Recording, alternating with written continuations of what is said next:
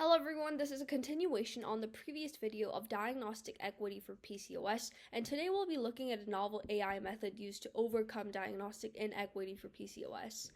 Last time we learned that the traditional criteria and methods of diagnosis for PCOS don't exactly work for diagnosing lean PCOS.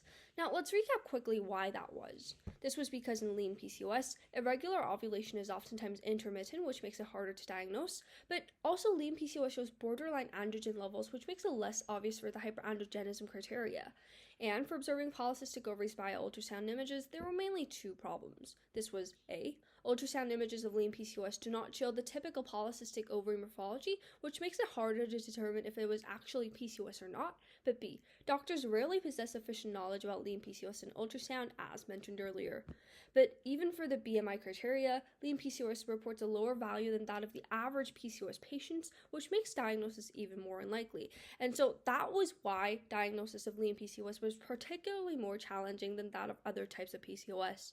So then, how do we overcome this challenge? Well, a research published by the RSIM Institute of Science and Technology proposed a novel system that addresses the problem of PCOS misdiagnosis using an AI model to detect PCOS from ultrasound images. Now, the model works by the following mechanism. First, pelvic ultrasound images of PCOS are inputted into an AI network called the Generative Adversarial Network, which is shortened as GAN. Now, GAN creates more of such like pelvic ultrasound images, thus it outputs a large dataset containing many ultrasound scans of PCOS. Now, why is this important? Well, this is because in order to train the AI that would eventually detect PCOS, a large dataset of PCOS scans are needed. However, there are not a lot of PCOS scans currently. Thus, we used the GAN AI model that would create more of these scans. The scans created from the GAN are used to train two different AI models. These AI models take as input the ultrasound scans, and they each output useful information that would aid PCOS diagnosis and treatment. The first AI model, called YOLO-V, outputs ultrasound images with a distribution of PCOS marked.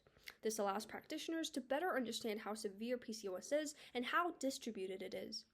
The second AI model is FNET.